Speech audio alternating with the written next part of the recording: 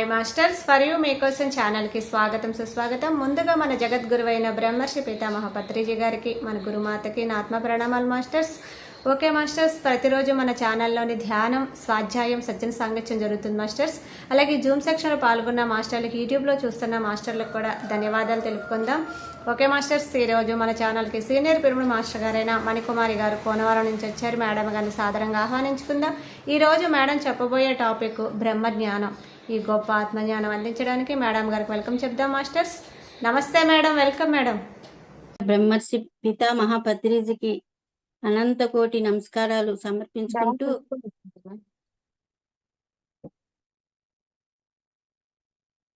నా గురుదేవులైన రోజు జ్ఞానాన్ని అందిస్తూ ఆ పరమాత్మ వైపు మళ్ళిస్తున్న మా గురుదేవులు బ్రహ్మర్షి తటవర్తి వీర రాఘవరావు సారు, బ్రహ్మ విద్వరివిష్ట రాజలక్ష్మి మేడంకి అనంత కోటి నమస్కారాలు సమర్పించుకుంటూ, అలాగే ఈ జూమ్లో ఉన్న ప్రతి ఒక్కరికి కూడా, యూట్యూబ్ను కూడా వీక్షిస్తున్న వీక్షలు కూడా నా యొక్క ఆత్మాభివందనములు.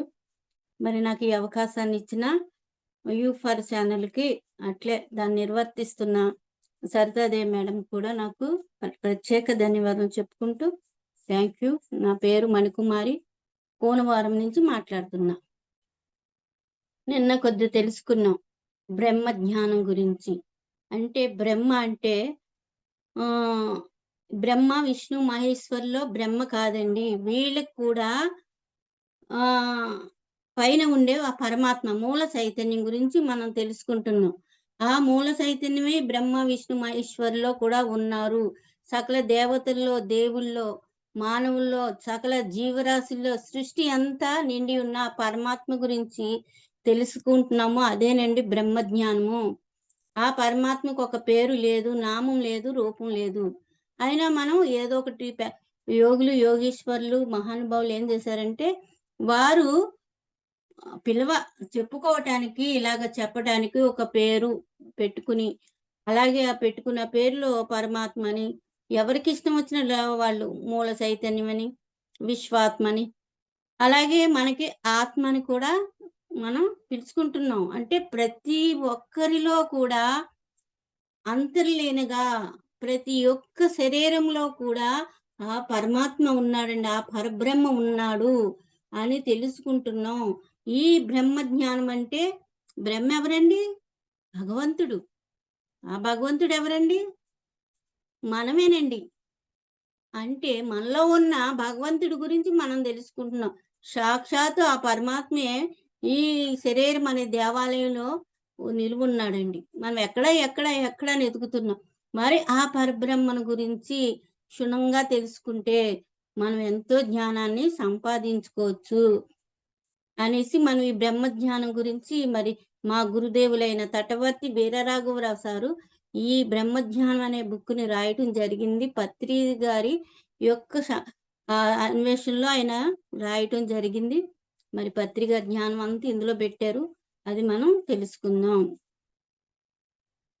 అసలు సృష్టి ఆ పరమాత్మ నుంచి ఉద్భవించింది ఈ సృష్టి అంతా. కానీ ఈ సృష్టి ఎప్పటికన్నా నశించిపోయేదే. కానీ నశించకుండా ఉన్నది ఆ పరమాత్మేనండి. ఆయన ఎప్పుడు ఉన్నాడు? సృష్టికి ముందు ఉన్నాడు, సృష్టి జరుగుతున్నప్పుడు ఉన్నాడు, సృష్టి తర్వాత కూడా ఉంటాడు, సృష్టి లయమైపోయినప్పుడు కూడా ఆయన ఉంటాడు. ఆ పరబ్రహ్మకు రూపం, నామం ఏమి లేదండి, శూన్యము. ఆ శూన్య స్థితేనండి మన ధ్యానంలోకి వెళ్ళి డప్పులతోని, మాటలతోని, పాటలతోని, వాయింపులతో కాదండి ధ్యానం చేసేది. ఆయన్ని శూన్యాన్ని కనుక్కోవాలంటే శూన్యంగానే మనం అయిపోవాలా. మనం ఎప్పుడైతే మనసును మనం ఆలోచన లేని స్థితిలో, దాని యొక్క ప్రాముఖ్యత లేని స్థితిలో ఉన్నప్పుడు ఈ బుద్ధి వికసిస్తుంది.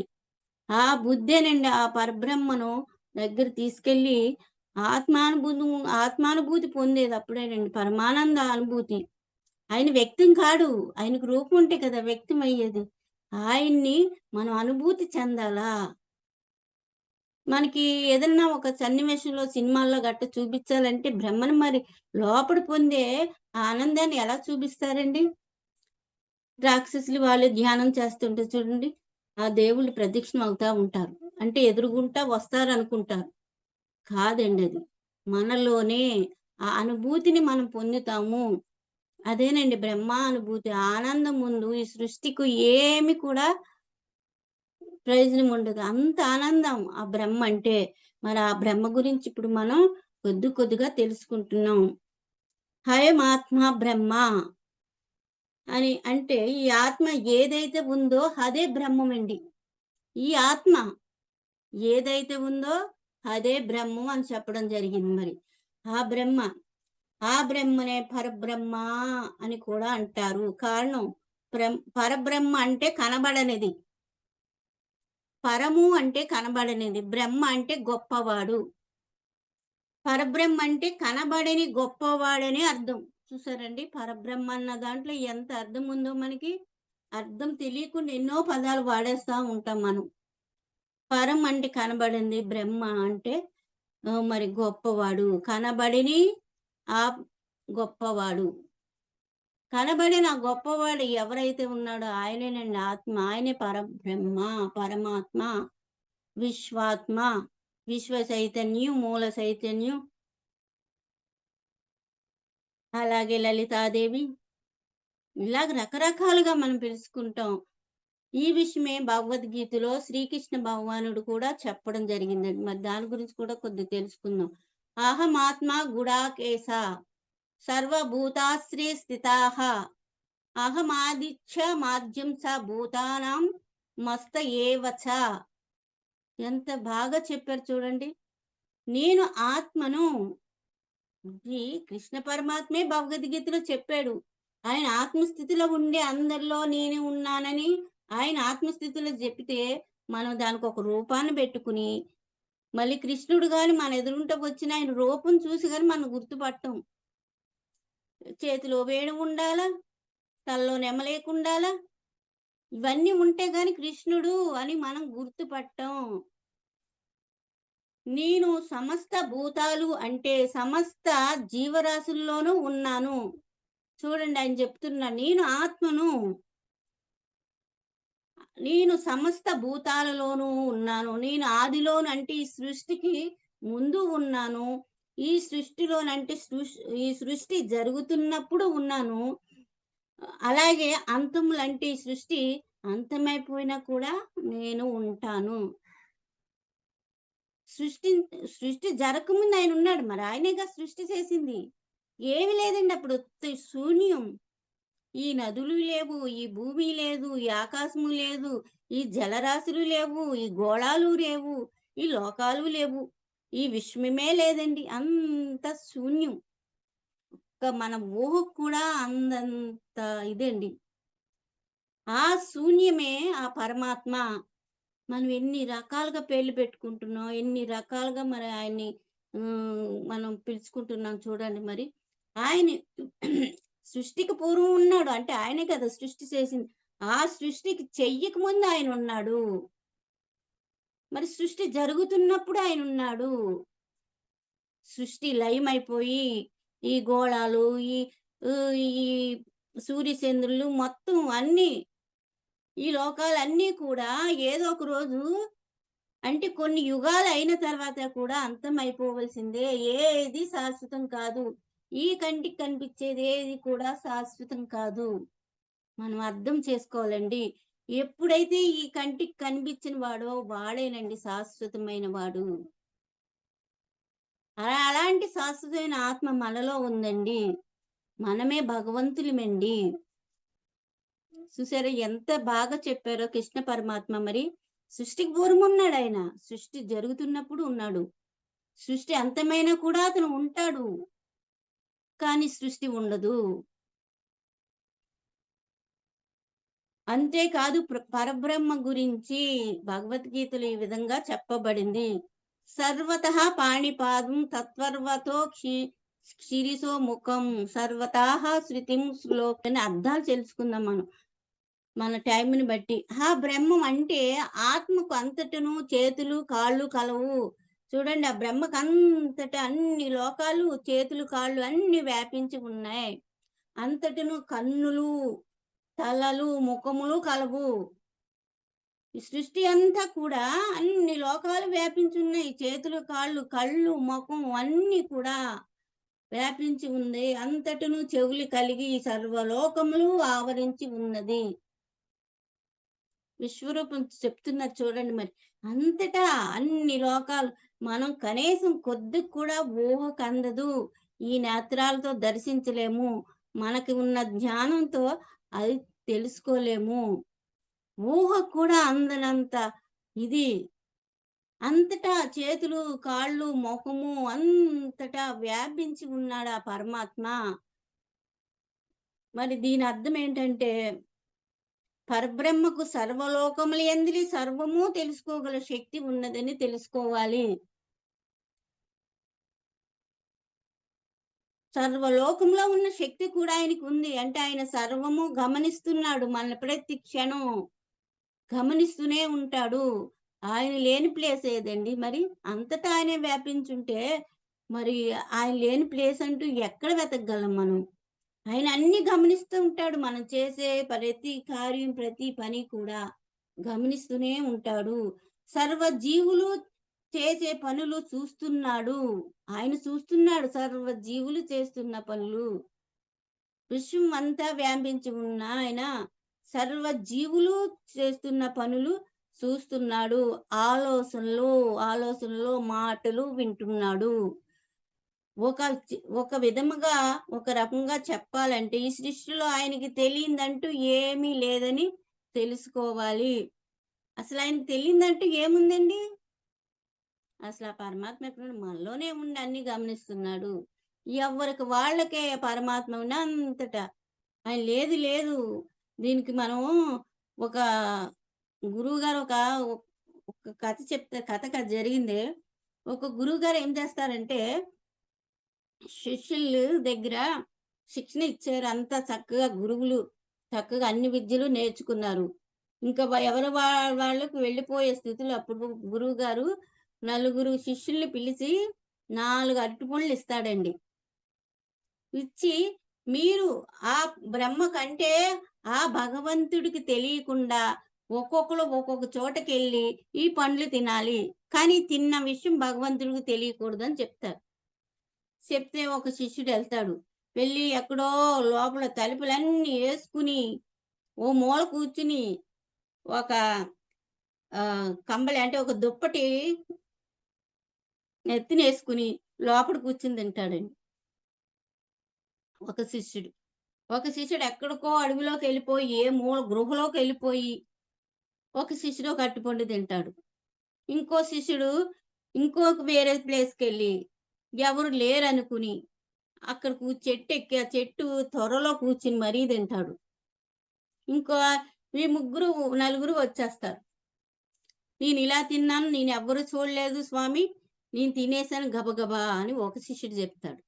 నీ దుప్పటి మరీ ముసుగేసుకొని తినేసాను స్వామి అనేసి ఇంకో శిష్యుడు చెప్తాడు.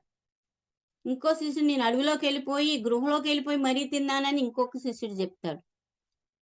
మరి ఇంకొక శిష్యుడు ఏంటంటే అరటిపండు తీసుకొని వచ్చి ఆ గురువుగారి దగ్గర పెడతారు. "ఏం నువ్వెందుకు తినలేదు?" అని అడిగితే, "నేనెక్కడ చూసినా కూడా నాకు ఆ పరమాత్మ దర్శనం అంటే మీ దర్శనం అవుతుంది స్వామి. గురువుగారు ఎక్కడ చూసినా మీరే నాకు కనిపిస్తున్నారు. ఇంక మీరంటే ఆ పరమాత్మ మరి అందరిలో ఉన్న గురువులో కూడా పరమాత్మను చూసుకునే స్థితి పొందిన శిష్యుడాయన. ఎక్కడ చూసినా మీరే కనిపిస్తున్నారు. మీరు మరి ఆ భగవంతుడు లేని చోటు ఎక్కడుంది? ఎక్కడ నాకు కనిపించలే. అంతటా వ్యాపించి అంతటా అన్ని చోట్ల ఉన్న ఆయన సృష్టికి ముందు కూడా, సృష్టి తర్వాత కూడా, సృష్టిలో కూడా ఉన్నా అన్నవారు ఎలాగ ఆయన లేని ప్లేస్ ఎక్కడుంది? అందుకే నాకు ఎక్కడ ఆయన ప్లేస్ దొరకలేదు. తీసుకొచ్చేసానని చెప్తారు. చూసారా? గురువు అందరికి ఒకేలాగా బోధించాడు. ఎవరి స్థాయిని బట్టి వాళ్ళు అర్థం చేసుకుంటారు. భగవంతుడు లేని ప్లేస్ చూసారా? ఎక్కడనుందా? మరి ఇంత జ్ఞానం విని నేను అక్కడికెళ్ళి తిన్నాను, నేను ఇక్కడికెళ్ళి తిన్నాను, నేను ఈ రకంగా తిన్నానంటే మరి గురువు పెట్టే పరీక్షలు అట్లుంటాయండి. గురువులు మనకలాగా శిక్షణ ఇచ్చి అలాగే పరీక్షలు పెడతారు. బ్రహ్మం గురించి భగవద్గీతలో ఇంకా ఈ విధంగా చెప్పబడింది మరి. అంటే ఆ బ్రహ్మం సమస్త ఇంద్రియాలను ప్రకాశింపచేస్తున్నా కూడా దేనిని అంటాడు? గుణరహితమై ఉన్నాడు. ఈ బ్రహ్మ అన్ని సమస్త ఇంద్రియాలను, సృష్టిలో ఉన్న ఇంద్రియాలు అన్నిటిని కూడా ప్రకాశింపచేస్తున్నాడు. చూడండి, మనలోనే సపోజ్ చూసుకుందాం. మనలోనే ఉన్నాడు. ఇంద్రియాలన్నీ ఆయన ఉండబట్టి కదులుతున్నాయి. నిన్న చెప్పుకున్నాం కదా, నిన్న ఎపిసోడ్‌లో. అన్నీ ఆయన ఉంటేనే మనం ఏ పనన్నా చేయగలం, ఏ మాట అన్నా మాట్లాడగలం, ఏమన్నా వినగలము. ఒక్క వేలు కూడా లేపలేము ఆయన లేకపోతే. ఆయన మనలోనే ఉండి, అందరిలోని ఉండి, మన ఇంద్రియాలు ప్రకాశింపచేస్తున్నాడు. అయినా కూడా దేనిని అంటడు. నేను ఈ దేహంలో ఉన్నా, నేను ఆ దేహంలో ఉన్నాను అని అంటిపెట్టుకుని ఉండడట పరబ్రహ్మ. గుణరహితమై ఉన్నది. ఏ గుణానికి గుణరహితమంటే గుణానికి లేనివాడు, ఏ గుణము లేనివాడు. దేనికి అంటుకోకుండా ఆయనకు పలానా గుణముంది అని చెప్పలేమండి. ఇప్పుడు మనం ఉన్నది పలానా గుణం, ఈ గుణంలో ఉన్నారు, ఆ గుణంలో ఉన్నారని చెప్పగలం. కానీ ఏ గుణము లేదాయనకి. ఏ గుణమని మనం చెప్పగలం చెప్పండి? ఆ పరబ్రహ్మకి మరి. మరి ఆ ప్ర ప అంత ఏ గుణము లేని ఆ పరమాత్మ గురించి మనం తెలుసుకుంటున్నాం మరి. ప్రాణుల యొక్క వెలుపల, లోపల ఉండినదియు, కదలనదియు, కదులునదియును అతి సూక్ష్మమై ఉండుట వలన అజ్ఞానులకు తెలియబడనిదై దూరముగా జ్ఞానులకు దగ్గరగా కూడా ఉండినది. చూసారా మరి? ప్రాణుల యొక్క వెలుపల, మన లోపల ఉన్నాడు, వెలుపల ఉన్నాడు. లోపల ఉన్నాడు, బయట ఉన్నాడాయన. అంతటా వ్యాపించి ఉన్నాడంటే మరి లోపల ఉన్నాడు, బయట ఉండడండి మరి? మన లోపలే ఉన్నాడా? అందరి హృదయంలో సకల జీవరాశుల్లోని ఆయన ఉన్నాడు. కానీ ఆయన ఉన్నాడని తెలియక, అర్థం కాక ఒక జీవిని చంపి తింటున్నామండి. అది మహాపాపమండి. ఈ విషయాలు తెలుసుకోవాలండి. ఆ పరబ్రహ్మ గురించి తెలుసుకున్నప్పుడే మనం ఎలాంటి పనులు చేస్తున్నాం అనేది మనకు అర్థమవుతుందండి. అన్నిట్లో ఆయన ఉన్నాడు. ఆయన ఉన్నప్పుడు ఆ జీవిని మనం చంపుకుని తింటున్నామంటే ఆ పరమాత్మని చూసారా ఎంత దారుణంగా మన చేస్తున్నామో. మన చేసే పనులే మనం ఏ పనులు చేస్తున్నామో మనకే తెలియట్లేదు. దాని ఫలితమే ఈ కర్మలు, దుఃఖం, బాధ, ఈ కష్టాలునండి. మనం ఎవ్వరికీ హాని చేయకపోతే మన కష్టాలే రావండి. బాధలే పడము. సమస్యలు కూడా రావండి. ఎంత దారుణంగా హింస జరుగుతుందండి లోకంలో మరి. అంతటా ఉన్న ఆయన్ని తెలుసుకోలేక మనము ఆ జీవుల్లో ఉన్నది కూడా ఆ పరమాత్మనేనండి. మరి అలాంటి జీవిలో ఉన్న పరమాత్మని మరి మనం కోసుకుంటున్నామండి. ఆ ఆహారం కోసం ఆ పరమాత్మని తప్పిచ్చేస్తున్నాం మనం. ఎంత పాపమండి మరది. అది విభజింపబడినదై ప్రాణులనందు విభజించబడినది. విభజింపబడటం ఇది నీలో ఉన్నాడు, ఆళ్ళలో ఉన్న విభజింపబడదు. విభజింపబడనిది, విభజింపబడేది కూడా ఆయనే. ప్రాణులందు విభజింపబడిన దాని వలె ఉండును. అంటే చూస్తానికి వేరు వేరులాగా మనం రూపాలు వేరుగా ఉన్నాయి. అందరిలో ఉన్నది ఆ పరమాత్మే. ఆ కరెంటు పోల్ నుంచి వస్తుందండి. కానీ ఇంట్లోకొచ్చాక ఎన్ని వస్తువులు మనం కరెంట్‌తో ఉపయోగించుకుంటున్నాం చెప్పండి? ఓ ఫ్యాన్ కింద ఫ్యాన్‌లోకొస్తే ఫ్యాన్ అంటాం. కూలర్‌లోకొస్తే కూలర్ అంటాం. ఏసీలోకొస్తే ఏసీ అంటాం.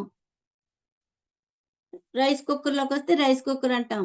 అన్ని పేర్లు పెట్టుకుంటున్నాం. కానీ కరెంట్ ఒకటే కదండీ! విభజింపబడుతుంది ఇక్కడ. విభజింపబడనిది కూడా. ఆ పోల్ ఉన్నప్పుడు విభజింపబడదు. అది అందరిలో ఉన్నప్పుడు విభజింపబడుతుంది. నువ్వు వేరు, నేను వేరు, ఆళ్ళు వేరు, అది వేరు, ఇది వేరు. విభజింపబడనిది కూడా, విభజింపబడినది కూడా. అలాగే అతి సూక్ష్మమై ఉండుట వలన ఆ పరబ్రహ్మ అతి సూక్ష్మం. వడ్ల గింజ కొన అంత మాత్రం మనలో జ్యోతిలా వెలుగుతుంటాడటండి మన హృదయంలో ఆ పరబ్రహ్మ. ఆ పరబ్రహ్మను మనలో పెట్టుకుని మనం ఎలాంటి ఆహారాన్ని వేస్తున్నాం చూడండి. దేవాలయం ఇదేనండి, శరీరమేనండి. ఈ శరీరములో మనం అలాంటి ఆహారాన్నేస్తూ, ఆల్కహాల్లేస్తూ శరీరాన్ని నాశనం చేసుకుని రోగాలను పుట్ట చేసేస్తున్నామండి మరి మనం. దీన్ని ఎంత చూసుకోవాలి? పరమాత్మ ఉన్న ఈ దేహాన్ని మనం ఎంత శుభ్రంగా చూసుకోవాలండి. అలాగే అజ్ఞానులకు తెలియనిదై, అజ్ఞానులంటే ఎవరండి? జ్ఞానం ఈ విషయాలు తెలుసుకోలేనోడు అజ్ఞానుడు. తెలుసుకుంటే జ్ఞానవంతుడు. అదే తేడా అండి. అందరూ పరబ్రహ్మలే. అందరూ ఆత్మస్వరూపాలే. ఇందులో ఎవరు ఎక్కువ కాదు, తక్కువ కాదు. అందరూ ఆ పరమాత్మను దర్శించిన దేహాలతో ఉన్నామండి మనము. ఆ పరమాత్మ అందరిలోని ఉన్నాడు. నీలోని, నాలోనే కదా, అందరిలోని ఉన్నాడు. మరి మన అజ్ఞానం చేత ఆయన్ని తెలుసుకోలేకపోతున్నాం. ఆయన్ని తెలుసుకోనేళ్ళ అజ్ఞానంలో ఆయన్ని తెలుసుకున్నవాడు జ్ఞానుడు. ఇదేనండి ఇక్కడ విభజింపబడటం అంటే. అలాగే అజ్ఞానులకు తెలియని వాడిదై తెలీదు అజ్ఞానులకి. దూరముగా, అజ్ఞానులకి దూరంగా ఉంటాడండి. మరి జ్ఞానులకు దగ్గరగా కూడా ఉండినది. చూసారా మరి? జ్ఞానులకు అంటే, అజ్ఞానులంటే నాకు భగవంతుడు కావాలి, నాకు భగవంతుడు కావాలని వెతుక్కుంటారండి. అక్కడ ఉన్నాడు, ఇక్కడ ఉన్నాడు, ఆ గుడిలో ఉన్నాడు, అక్కడ కాశీలో ఉన్నాడు, రామేశ్వరంలో ఉన్నాడు, మక్కాలో ఉన్నాడు. ఇట్లా వెతుక్కుంటారు. వాళ్ళకి భగవంతుడు చిక్కడండి. ఎప్పుడైతే మనము ఆ భగవంతుడి దృష్టిలో పడతామో, అప్పుడే మనము ఈ ధ్యానంలోకొస్తామండి. సాధన చేస్తూ పరమాత్మకి దగ్గర అవుతున్నామండి. ఆత్మే కదండీ భగవంతుడు. మనం ఆత్మ ఎక్కడుందండి? మన లోపడుంది. ఆ లోపలికి ఎలాగెళ్ళాలా? పరమాత్మ దగ్గరికి ఎలా పోవాలా? అది తెలియకే తిరుగుతున్నాం. అక్కడ, ఇక్కడ అని వెతుకుతున్నాం. శ్వాస మన శ్వాసే లోపలికెళ్తుంది, బయటకొస్తుందండి. శ్వాసే లోపలికెళ్తుంది, బయటకొస్తుంది. ఎప్పుడైతే మన శ్వాసని గమనిస్తూ శ్వాస మీద ధ్యాస పెడతామో, అప్పుడు శ్వాస లోపలికెళ్ళి వస్తూ దాని మీద ధ్యాస పెట్టి ఉంటే అప్పుడు మనసు శాంతిస్తుందండి. ఇక్కడ మనసు ప్రభావం ఏమీ ఉండదు. ఎప్పుడైతే ఈ మనసును శాంతింపజేస్తామో అప్పుడు మనం బుద్ధి వికసిస్తుంది. ఈ బుద్ధేనండి ఆ పరమాత్మకి చేరువ చేస్తుంది. అప్పుడే మనం ఆత్మానుభూతి పొందుతాం. ఈ మనసెళ్ళి ఆత్మలో లయమవుతుంది. అక్కడ బుద్ధి లేదు, ఆత్మ లేదు, అంతా ఆత్మ పదార్థమే. చూసారా మరి? ఇవన్నీ తెలుసుకోవాలంటే సాధన చెయ్యాలి. సాధన చేసి పరమాత్మ దగ్గరికి, మనలో ఉన్న పరమాత్మ దగ్గరికి శ్వాస మీద ధ్యాస పెట్టి మనం వెళ్ళినప్పుడే ఆ పరమాత్మకి దగ్గరవుతామండి. ఏమీ తెలుసుకోకుండా తినకూడని ఆహారాన్ని తినుకుంటూ, తినకూడని ఇవన్నీ మనలో పోసుకుంటూ ఆ పరమాత్మకి దూరం అయిపోతున్నామండి. పరమాత్మకి అజ్ఞానులకు దూరముగా ఉండినదియు. చూసారా? భగవద్గీతలో శ్రీకృష్ణ పరమాత్మ చెప్పిందండి ఇదంతా. అజ్ఞానులకు దూరం అయిపోతున్నారు. జ్ఞానులకు దగ్గరైనది. మనం ఎలా ఉండాలండి? ఆ పరమాత్మను తెలుసుకోవాలి, ఆ భగవంతుడు నాకు దక్కాలి అని ఎప్పుడైతే మనము శ్రద్ధతో, భక్తితో మనం ఉన్నామో, అప్పుడు మన లోపలికి మనం వెళ్ళినప్పుడే ఆ పరమాత్మ దర్శనం అవుతుంది. బయట ఎక్కడ దొరకడండి పరమాత్మ. మనం వెతుకుతున్నాం. ఎందుకంటే తెలీదు, అజ్ఞానం. మన ఎంత అజ్ఞానం ఉంటే ఆ భగవంతుడు మనకంత దూరం అయిపోతాడు. మన గుళ్ళని, ఇదని, అది అని, అక్కడని, ఇక్కడని జన్మ వృధా చేసుకుంటున్నాండి. భగవంతుడిని ఎతుక్కుంటున్నాం. అన్ని చోట్ల ఉన్న, మనలోనే ఉన్న పరమాత్మను తెలియక దేవులాడుతున్నాడు చూడండి. దేవుడా, దేవుడా ఎక్కడున్నావు నువ్వని ఆ దేవుళ్ళాడేవాడే ఆ దేవుడండి. కానీ అక్కడేముంది? అజ్ఞానం. తెలుసుకోలేకపోతున్నాం అజ్ఞానం వల్ల. అక్కడున్నాడు, ఇక్కడున్నాడని ఎతుకుతున్నాం. ఎప్పుడైతే మన శ్వాస మీద ధ్యాస పెట్టి మన లోపలికి మన అంతర ప్రయాణం చేస్తామో అప్పుడు ఆ పరమాత్మ దర్శనం మనకు కలుగుతుంది. చూసారా, యోగీశ్వరుడు శ్రీకృష్ణ పరమాత్మ చెప్పిన విషయం అండి ఇది. మనం ఆ విషయం చెప్పుకుంటున్నాం అంతే. చూసారా మరి భగవంతుడు ఎక్కడున్నాడని. పత్రి గారు మరి 18 ఆదర్శ సూత్రాల్లో 14ది అనుకుంటా, ఆయన విగ్రహారాధన వద్దు, సత్య ఆరాధనే చెయ్యండి అని ఎంత స్పష్టంగా చెప్పారు.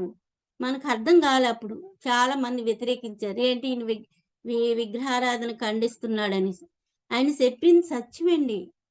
ఎంత దగ్గరగా మన గురువు వచ్చి చెప్పినా మనకు అర్థం కాలే. నీలోనే ఉన్నాడు భగవంతుడు. నువ్వెక్కడ ఎతుకుతావు? ఆ విగ్రహంలో వెతుకుతావా? లేకపోతే కాశీ వెళ్ళి ఎతుకుతావా? మక్కా వెళ్ళి ఎతుకుతావా? ఎన్ని ప్రదేశాలు తిరుగుతావు? నీలో ఉన్నాడు ఆ సత్యమైన పరమాత్మ. ఆ సత్యమే పరమాత్మ. నీలో ఉన్నప్పుడు నువ్వు జ్ఞానం ద్వారా నువ్వు ఆయన దర్శించుకుంటావు. నువ్వు బయట ఎందుకు వెతుకుతావు అని ఎంత స్పష్టంగా గురువు మనకు చెప్పాడు చెప్పండి.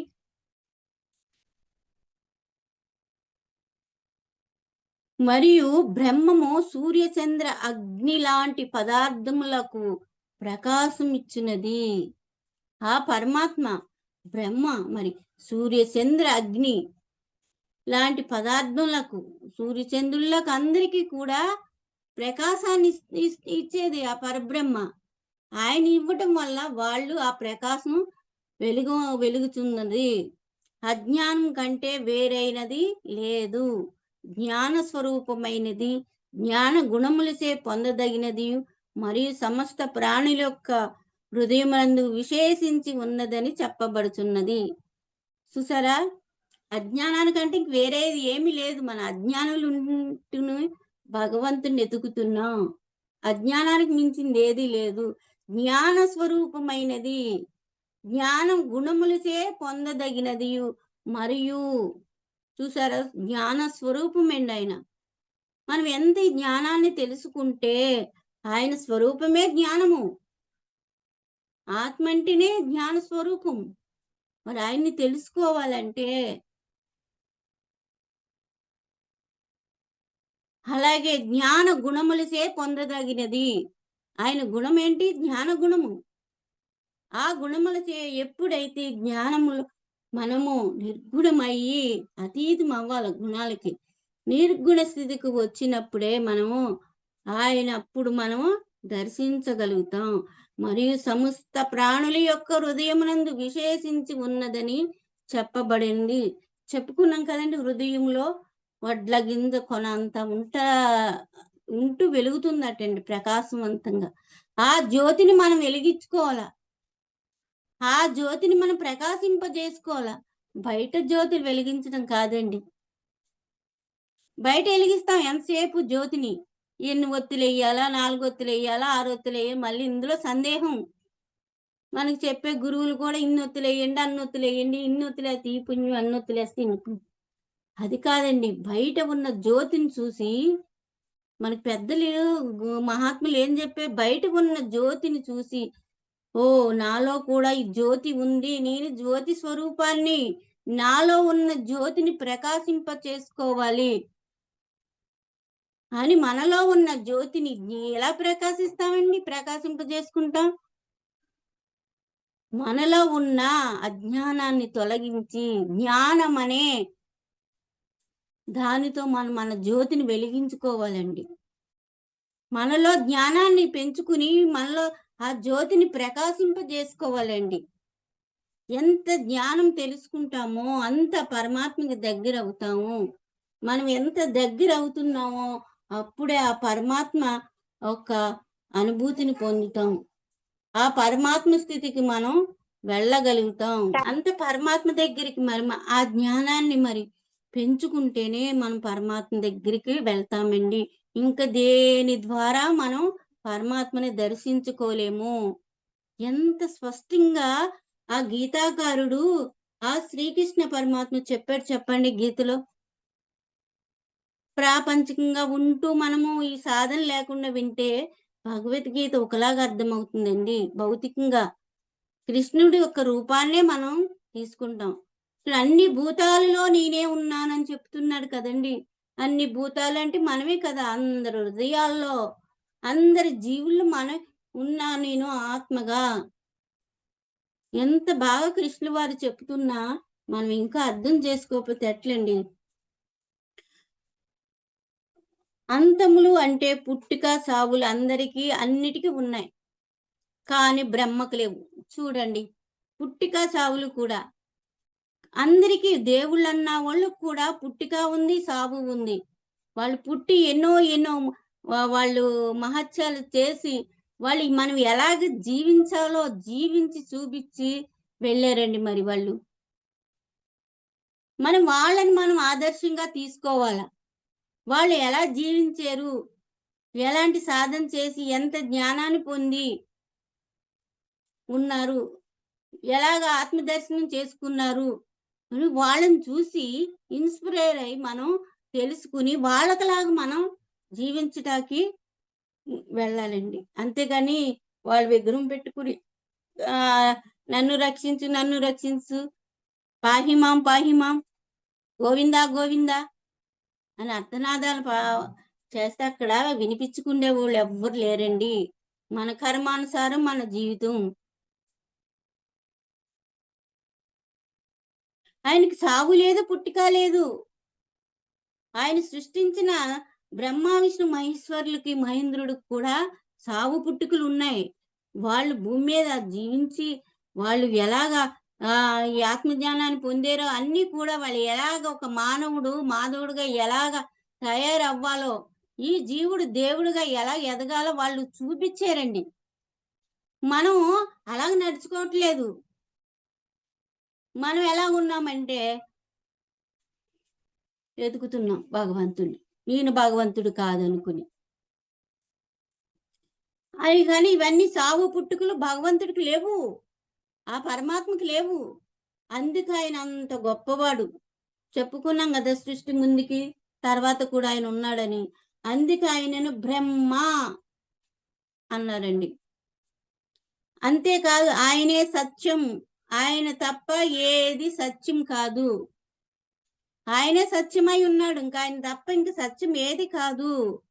కారణం ఈ సృష్టిలో ఏదైనా సరే సృష్టింపబడినవే, మార్పు చెందుతున్నవే, అంతమైపోతున్నవే. అందుచేత అన్నిటికంటే బ్రహ్మ గొప్పవాడు. చూసారా మరి, అన్నిటికీ మార్పు ఉంటది. అందరూ అన్ని వస్తువులకి సృష్టి అంతా కూడా ఒకప్పుడు ఉంటుంది, ఒకప్పుడు లేకుండా పోతుంది. మనమే చూసుకోండి, మనం ఒకప్పుడు చిన్నగా ఉన్నాం, ఇప్పుడు పెద్దగా ఎదిగాం. కొన్నాళ్ళకి ముసలితనం వస్తుంది, కొన్నాళ్ళకి చావు వస్తుంది, వెళ్ళిపోతాం. మార్పు చెందుతుందా లేదా ఈ దేహం? కానీ లోపల ఉన్నవాడు ఏమైనా మార్పు చెందుతున్నాడా? ఈ ఆత్మకి ఏమన్నా మార్పు ఉందా? లేదండి. ఈ దేహానికే, ఈ దేహం సృష్టింపబడింది. అలాగే ఈ జగత్తంతా కూడా సృష్టింపబడినది. ఒకప్పుడు ఉంటుంది, ఒకప్పుడు ఒకలా ఉంటుంది, ఒకప్పుడు అంతమైపోతుంది. ప్రతి దానికి మార్పు ఉంటుంది, కానీ ఆ పరమాత్మకి లేదు. ఆయనే బ్రహ్మ. ఈ దేవతల్ని సృష్టిని అందరూ సృష్టించిన ఆ పరమాత్మకి, ఆయనకి అంతం లేదు, పుట్టిక లేదు, సాగు లేదు, మార్పు లేదు. ఆయన సృష్టికే మార్పులేండి, ఆయనకి లేవు. అందుకే మరి సత్యాన్ని ఆశ్రయించమని వేదాల్లో కూడా చెప్పబడిందటండి. సత్యాన్ని ఆశ్రయించండి. సత్యాన్ని ఆశ్రయించడం అంటే ఆ పరమాత్మని ఆశ్రయించడం. సత్యము తెలుసుకోవాలి, ఆ పరమాత్మ గురించి తెలుసుకోటే. సత్యం, చిత్తు, సత్తు ఇవన్నీ కూడా బ్రహ్మకు పేర్లు. సత్యాన్ని ఆశ్రయించండి అంటే ఆ బ్రహ్మను, ఆ పరమాత్మను, ఆ ఆత్మను ఆశ్రయించండి అని. ఇదంతా పరమాత్మని యొక్క బోధ అండి, శ్రీకృష్ణ పరమాత్మని యొక్క బోధ. సత్యాన్ని ఆశ్రయించడం వల్ల పొందబోయే ఫలితాలు కూడా చాలా ఇదిగా ఉంటాయి. మరి సత్యాన్ని అంటే ఆ పరబ్రహ్మను ఆశ్రయించడం వల్ల మన ఫలితాలు ఎట్లా ఉంటాయి అన్నది కూడా ఇప్పుడు మనం తెలుసుకుందాం. అసతోమ సద్గమయ, తమసోమ జ్యోతిర్గమయ, మృత్యుర్మా అమృతంగమయ. అసతోమ సద్దుర్గమయ అంటే నన్ను అసత్యము నుండి సత్యం వైపు నడిపించు అని భగవంతుని అంటే బ్రహ్మను ప్రార్థించడం. ఇలా ప్రార్థన జరుగుతుందండి. కారణం ఇప్పుడు అందరూ అసత్యంలో జీవిస్తున్నారు. చూసారా మరి? అసత్యాన్ని ఆశ్రయిస్తున్నాం, అసత్యాన్నే పలుకుతున్నాం. అలా అసత్యంలో జీవిస్తే నష్టం ఏమిటి? మనం చేస్తున్నవన్నీ సత్యం కానివే, అసత్యంలోనే. మనం చేసే విగ్రహారాధన కూడా అసత్యమే కదండి.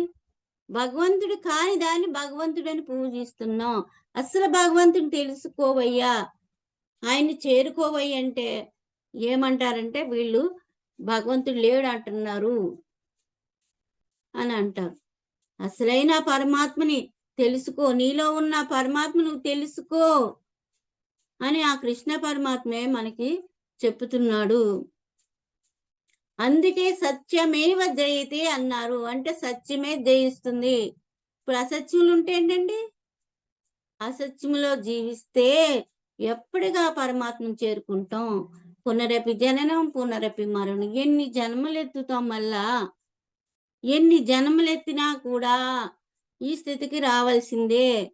ఆ సత్యాన్ని తెలుసుకునే మార్గంలోకి తెలుసుకున్నప్పుడే మనకి ఆ పరమాత్మని ఆశ్రయించినప్పుడే మనకి లాస్ట్ జన్మలు అవుతాయి.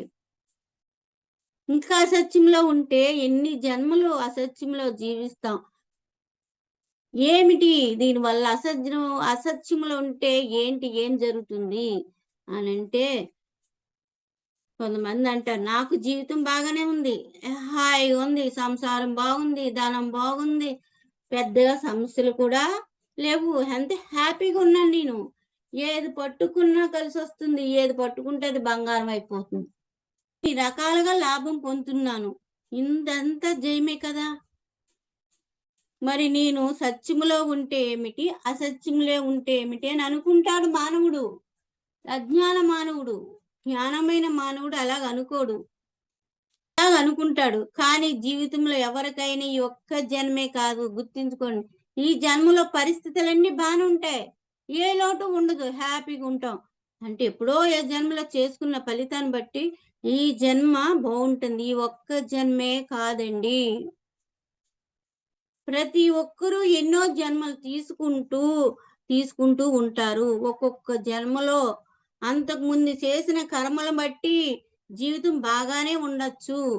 గత జన్మలో చేసుకున్న కర్మలు బట్టి ఇప్పుడు జీవితం బాగానే ఉండవచ్చు. కానీ మరొక జన్మ చాలా దుర్భరంగా ఉంటుందండి. అసత్యంలో జీవించేవారు సత్యం తెలియక ఎన్నో చేయకూడని పనులు చేస్తూ తప్పులు చేస్తూ ఉంటారు. వాటి యొక్క పర్యవసానం ఒక్కొక్క జన్మలో చాలా కష్టాలు అనుభవించవలసి వస్తుంది. అప్పుడు ఎందుకు ఈ జీవితం అనిపిస్తుంది, ఈ జీవితంలోంచి ఎలా బయటపడాలనిపిస్తుంది. అలా ఇలాంటి జీవితం నాకు వద్దు భగవంతుడా అనిపిస్తుంది. చూసారా, పూర్వజన్మ బట్టి మనకి ఈ జన్మలంతా హ్యాపీగా ఉండొచ్చు. కానీ ఇంకొక ఒక జన్మే కాదు కదా, ఎన్నో జన్మలు తీసుకుంటాం. చేసుకున్న కర్మను బట్టి జీవితం ఒక్కొక్క జన్మ దుర్భరంగా ఉంటది. వాళ్ళు గత జన్మలో చేసుకున్న ఆ కర్మ పట్టే అప్పుడు నెక్స్ట్ జన్మలో వచ్చే జీవితం మహా దుర్భరంగా ఇన్ని కష్టాల పాలవుతారండి. ఎవరన్నా ఇన్ని కష్టాలు ఉన్నాయండి, నువ్వు చేసుకునే కర్మలే ఇప్పుడన్నా మారంటే వినరండి. అసత్యంలో జీవిస్తున్నారు కదా, ఎలా వింటారు? సత్యంలో లేరు వాళ్ళు, సత్యాన్ని తెలుసుకోలేరు. ఎందుకురా భగవంతుడా నాకు ఇలాంటి జీవితాన్ని ఇచ్చావు, ఇన్ని కష్టాలు ఇచ్చావు, ఇన్ని బాధలు ఇచ్చావు, ఒకదాని మీద ఒకటి వస్తున్నాయి అని, ఎందుకు ఈ జీవితం అని విరక్తి చెంది సూసైడ్ కూడా వెళ్ళిపోయే జన్మలు ఉన్నాయండి. మన అంత విలపిస్తారు, దానికి కారణం వాళ్ళకి అర్థం కాదు, చెప్పినా కూడా వినిపించుకోరు. ఎవరో ఒక కొద్ది జ్ఞానం తెలిసిన వాళ్ళు, సాధన చేసే వాళ్ళు కాదు నీ జన్మలకి నువ్వు పడుతున్న కష్టాలకి పూర్వజన్మ కర్మలే కారణం. నువ్వు ధ్యానం చేయి. శ్రీకృష్ణ పరమాత్మ చెప్పాడు కదా, జ్ఞానగ్ని దగ్ధ కర్మాణమని. నువ్వేమి చేసిన ఈ కర్మ పోదు. జ్ఞానము నువ్వు చెయ్యి. జ్ఞానం చేసి జ్ఞానాన్ని సంపాదించుకున్నప్పుడే నీ కర్మలు దగ్ధం అవుతాయి. జ్ఞానాగ్ని దగ్ధ కర్మాణం అన్నారు. నువ్వు జ్ఞానాన్ని పెంచుకుంటే ఈ కర్మలు దగ్ధం అవుతాయి. నువ్వు ధ్యానం చెయ్యమ్మా అంటే వింటారండి? పిరమిడ్ మాస్టర్ అందరూ ఇంటింటికి వెళ్ళి చెప్తారు. వాళ్ళ పిచ్చోళ్ళలాగా అనిపిస్తాం మనం. వీళ్ళకి ఏం పని లేదు, ఊరి మీద పడి తిరుగుతున్నారు, మనం ఎట్టుంటే వాళ్ళకి ఎందుకట అన్నట్టు మాట్లాడతారండి. మనం తెలుసుకున్న జ్ఞానాన్ని, మనం పొందుతున్న ఆనందాన్ని అందరికి పంచమన్నారు మన గురువులు. నువ్వు ఒక్కడవే ఉద్ధరించబడటం కాదు, నువ్వు ఎలా అయితే ఉద్ధరించబడుతున్నావో ప్రతి ఒక్కరూ కూడా, అందరూ ఆత్మస్వరూపాలే కదండి. వాళ్ళు కూడా వాళ్ళ ఆత్మని తెలుసుకునేలాగా, వాళ్ళ జ్ఞానాన్ని పొందేలాగా ఇతరులకు బోధించమన్నారు. అందుకే కదా మనమందరూ నడుము కట్టి మరి ఆ గురువుల ద్వారా పొందిన జ్ఞానాన్ని అందరికీ విస్తరింపజేస్తున్నాం. ఇంత సాధన ఎందుకు అంటే అది మన కోసం. అలాగే మనం పొందుతున్న ఆనందాన్ని, కష్టాల నుంచి అన్నిటి నుంచి తెలుసుకుంటున్నాం. ఈ కష్టం ఎందుకు వచ్చిందా అని, ఈ సమస్య ఎందుకు వచ్చిందా అని మనకు అర్థం అవుతుంది. అజ్ఞానికి అర్థం కాదు కదా. అందుకే జ్ఞానాన్ని, మనం తెలుసుకున్న జ్ఞానాన్ని బోధిస్తూ వాళ్ళకి సాధన చేయండి, మహాపాపమైన మాంసాహారం మానండి అని ఎందుకు చెప్తున్నామంటే వాళ్ళ కష్టాలు, బాధల నుంచి, ఆ కర్మల నుంచి బయటపడతారని. కానీ వాళ్ళకి మనం పిచ్చోళ్ళగా అర్థమవుతుంది.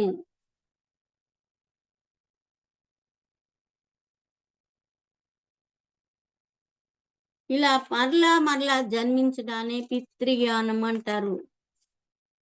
ఇలాగా పునరపి జననం, పునరపి మరణం. ఇలా ఎన్ని జన్మలు ఎత్తుతామండి, ఎన్ని జన్మల్లో కష్టాలు, బాధలు అనుభవిస్తామండి.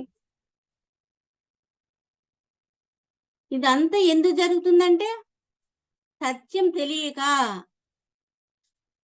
సత్యాన్ని ఆశ్రయించకపోవడం వల్ల ఇవన్నీ జరుగుతున్నాయి. అలాంటి సమస్యలు, బాధలు, కష్టాలు, దుఃఖం లాంటి జీవితం అపజయమే కదండి. మరి అసలు కష్టం ఎందుకు వచ్చిందో తెలీదు. నాకే ఎందుకు వచ్చింది కష్టం, పరమాత్మ నాకే ఎందుకు ఇచ్చావు, అందరూ బాగానే ఉన్నారు, నాకెందుకు కష్టం ఇచ్చావు, నా పరమాత్మ బడి ఎడుగుతాను తప్ప ఇది మన కర్మ ఫలమే అని మనం అర్థం చేసుకోలేము. అజ్ఞాని అలా విలపిస్తాడు. మరి అలాంటి అపజయం నుంచి బయటపడాలి అంటే సత్యాన్ని ఆశ్రయించవలసిందేనండి. ప్రతి ఒక్కరు సత్యాన్ని ఆశ్రయించవలసిందే, సత్యంలో జీవించవలసిందే. అందుకే అసతోమ సద్రుగ్మయ అని ప్రార్థించడానికి కారణం. ఎవరైనా సత్యాన్ని ఆశ్రయించాలా, సత్యంలో జీవించాలా. అందుకు సత్యం అంటే ఏమిటి, అసత్యం అంటే ఏమిటి, దేనిని సత్యం అంటారు, దేనిని అసత్యం అంటారు అనేది కొద్దిగా తెలుసుకుందాం మనం. ఏదైతే బ్రహ్మ చేత చేయబడిందో అదంతా అసత్యం. ఈ సృష్టి అంతా ఏదైతే ఉందో, ఈ సృష్టించిందంతా కూడా అసత్యమండి. ఇది సత్యం అనుకుంటున్నా, అదే మనకు వచ్చింది తేడా. ఇదంతా ఈ జగత్, ఈ సృష్టి అంతా నశించిపోయేదే. ఇదంతా అసత్యమే. ఒక రోజు ఉంటుంది, ఒక రోజు ఉండదు. కొంతకాలం ఉంటుంది, కొంతకాలం ఉండదు. కొన్ని యుగాలు ఉంటుంది, కొన్ని యుగాలు ఉండదు. ఈ సృష్టి.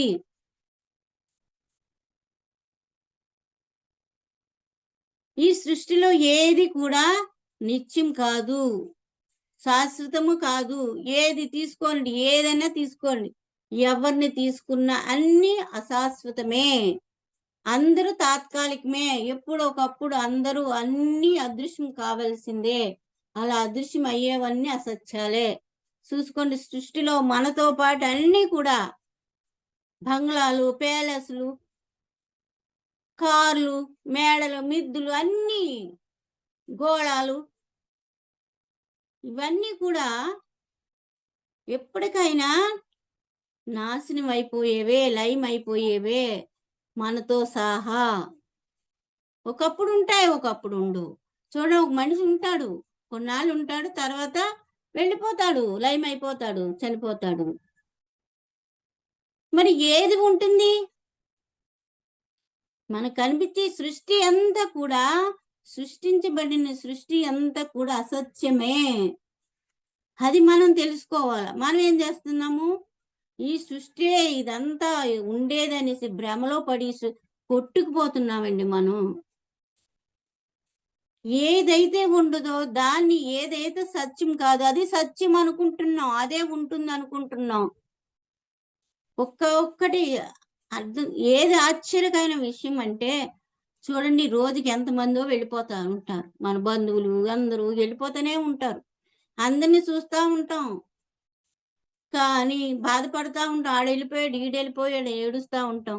అక్కడికి ఏదో మనం ఉండిపోయినట్టు. మనం కూడా ఎప్పుడో ఒకప్పుడు వెళ్ళిపోతాం. అది ఎప్పుడు వస్తుందో తెలీదు. ఈ క్షణం అవ్వచ్చు, ఇంకొక క్షణం అవ్వచ్చు. ఆశ్చర్యకరమైన విషయం ఏది అంటే, మనం వెళ్ళం, వాళ్ళందరూ వెళ్ళిపోతున్నారు, మనం మాత్రం వెళ్ళం అన్న ఒక ఆలోచన మనలో ఉంటుంది. అదేనండి విచిత్రం అంటే.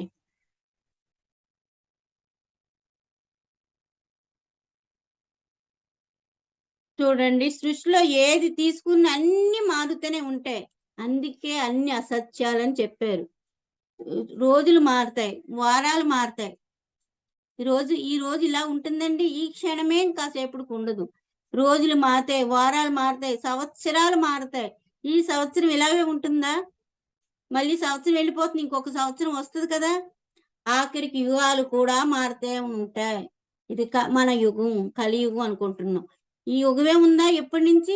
4 యుగాలు మారలేదండి మనం. 80 లక్షల జీవులు, జీవరాశులు కూడా మారుతూనే ఉంటాయండి. అందుచేత కాలం మారినా, యుగాలు మారినా మార్పు చెందనేది మార్పు చెందేవన్నీ అసత్యాలే. యుగాలు మారినా, ఎన్ని మారినా మార్పు చెందుతూనే ఉంటాయి. ఈ చెందేవన్నీ కూడా అసత్యాలని చెప్తున్నారు ఇక్కడ. మరి ఏది సత్యము? ఆలోచించండి. ఇవన్నీ మార్పు చెందుతున్నాయి, సృష్టి అంతా మార్పు. మరి ఏదండి సత్యము అని మరి మనం తెలుసుకోవాలి కదా. ఏది సత్యము, ఏది నిత్యమైనది, ఏది శాశ్వతమైనది, ఏది మార్పు చెందనిది? మరి అన్ని మార్పు చెందుతుంది కదా. మరి ఏది మార్పు చెందకుండా ఉంటుంది? ఏది కాలం కానిది, మారినా, యుగాలు మారినా మార్పు చెందకుండా ఉండేది ఏది?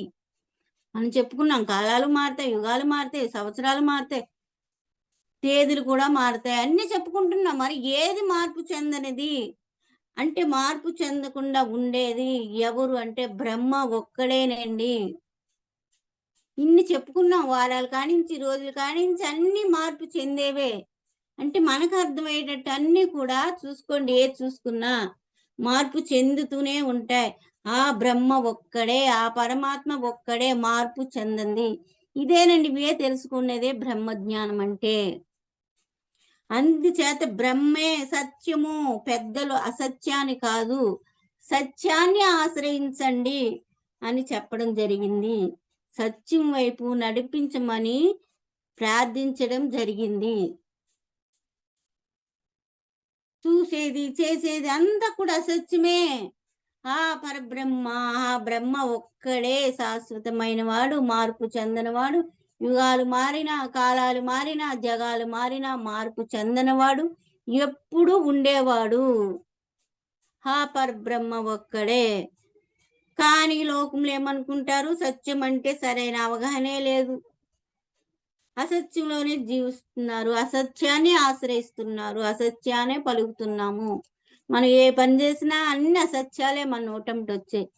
అసత్యాన్ని ఆశ్రయిస్తున్నాం, ఆ పరమాత్మను ఆశ్రయించట్లేదు, మనం అసత్యాన్ని ఆశ్రయిస్తున్నాం. ఈ సృష్టిని పట్టుకుంటున్నాం, ఈ ప్రాపంచకాన్ని పట్టుకుంటున్నాం. మనం నశించిపోయి ఈ ప్రాపంచకాన్ని మనం పట్టుకుంటున్నాం. మరి వాటి గురించి మరి కొద్ది విపులంగా తెలుసుకుందాం. బ్రహ్మే సత్యం అని తెలుసుకున్నాం, ఆత్మే సత్యం. కానీ లోకంలో అంతా దేహం నేననే భావంతో ఉంటారండి.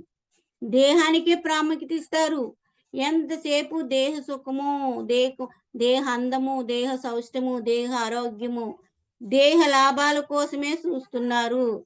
దేహ లాభాల కోసం కావలసిన ధన సంపాదనకు ఎక్కువ ప్రాముఖ్యత ఇస్తున్నారు. చూసారా మరి? దేహానికి ఒక పేరు పెట్టుకుని ఆ పేరుకు పేరు రావాలని, ఆ పేరు ప్రాఖ్యాతి చెందాలని, పేరు ప్రాఖ్యాతుల కోసం తాపత్రయపడుతున్నారు, తపన పడుతున్నారు. ఏమైనా కొద్దిగా వస్తే మురిసిపోతున్నారు. ఈ దేహం నేననే, ఈ లోపల ఉన్నవాడు నేననుకోవట్లే మనం.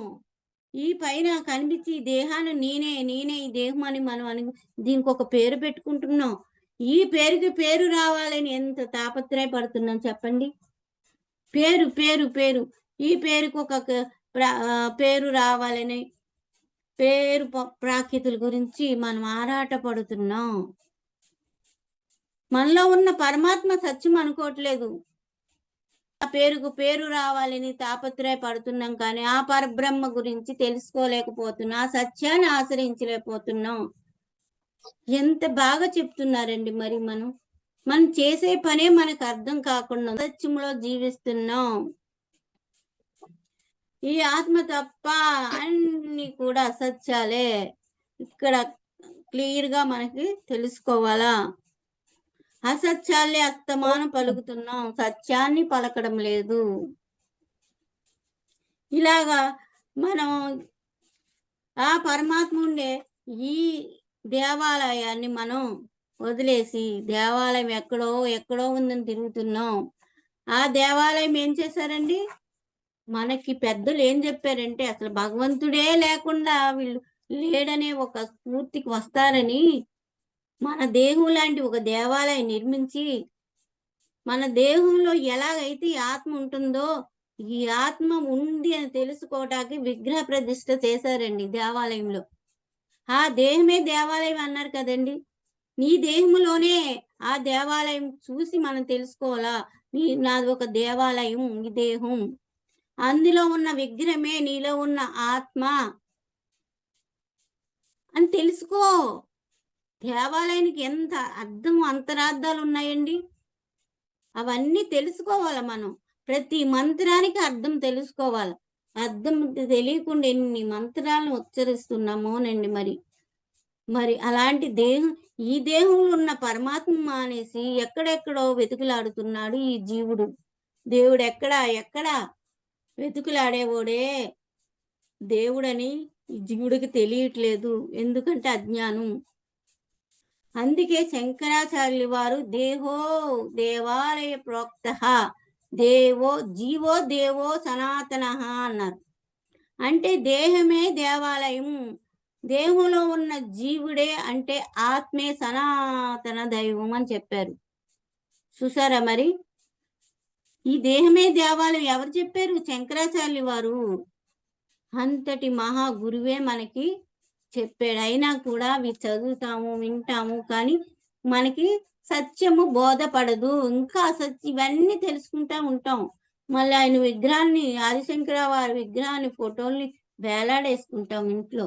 ఆయన చెప్పింది ఏది మనం ఆచరించం. అది ఎందుకు? అజ్ఞానం, జ్ఞానం లేకపోవటం వల్ల. అసలు దేవాలయానికి వెళ్ళి విగ్రహాలయానికి వెళ్ళి మనం ఏమంటే దేవాలయం అంటాం. అక్కడ ఏమైనా కాసేపు కూర్చుని ధ్యానం చేస్తే మనం ఆ పరమాత్మ లోపల ఉన్న పరమాత్మ దగ్గరికి వెళ్తాం. అప్పుడు వెళ్ళాము దేవాలయానికన్నా బాగుంటుంది. కానీ ప్రతి మాట కూడా మనకి అసత్యవాకులే పలుకుతున్నాము, సత్యవాకులైతే పలకటం లేదు. అలాగే దేవుడికి అంటే విగ్రహానికి ప్రసాదం చూపిస్తారు, దేవుడి ప్రసాదం అంటారు. ఇక్కడ దేవుడు ఎవరు? నువ్వే దేవుడు. ఆ విగ్రహాన్ని ప్రసాదం చూపించి దేవుడి ప్రసాదానికి అర్థం తెలుసండి? అక్కడ ప్రసాదం అందరికి పెడతారు. అలాగే ఏం చెప్పారంటే పెద్దలు, నీకున్న దాన్ని, నీకేదైతే ఉందో, నీ స్తోమతను బట్టి నీకేదైతే ఉందో నువ్వు దాన్ని అనుభవిస్తూ అందరికీ పంచాలా. నువ్వే జన్మలో చేసుకున్న పుణ్య ఫలం వల్ల నీకు ఇంత భగవంతుడి సృష్టిలో ఉన్నది భగవంతుడు ఇవ్వబడింది. నువ్వు చేసుకున్న దాన్ని బట్టి దాన్ని నువ్వు అనుభవిస్తూ ఇతరులు కూడా పంచాలా. మన ప్రసాదం ఎలా పంచుతున్నావు, అందరి ప్రసాదం కళ్ళకు అద్దుకుని తింటాం. అలాగే అందరికీ నువ్వు అనుభవిస్తున్నది నువ్వు అనుభవించు, అందరికి కూడా అనుభవించే చెయ్యాలి. అది ప్రసాదం యొక్క అంతరార్థం. అక్కడ విగ్రహం దగ్గర పెట్టిందే ప్రసాదం, ఇంకేది ప్రసాదం కాదన్నట్టు. మరి ప్రసాదాన్ని ప్రసాదంగా తినాలి కదండి. ఎలాంటి తిండి తిని మనం ప్రసాదం అనుకుంటే ఎట్లండి? ఇన్ని విషయాలు మనం మరి తెలుసుకోవాలి సత్యాన్ని. మరి అందుకే మరి చెప్పారు, సత్యాన్ని ఆశ్రయించిన వారికి జీవితంలో తప్పక విజయం లభిస్తుంది. అందుకే సత్యమేవ జయతే అన్నారు. ఇప్పుడు సత్యంలో ఉంటాం మనం, అసత్యంలో ఉండం. కానీ సత్యంలో ఓడిపోతున్నారు అనుకుంటారు. ఇప్పుడు ఓడిపోయినట్టు, ఇప్పుడు కనిపించలేనట్టు ఉంటది. కానీ ఎప్పటికైనా సత్యం గెలుస్తుంది. సత్యమేవ వర్జయతే అన్నారు. ఎప్పటికైనా సత్యమే గెలుస్తుంది.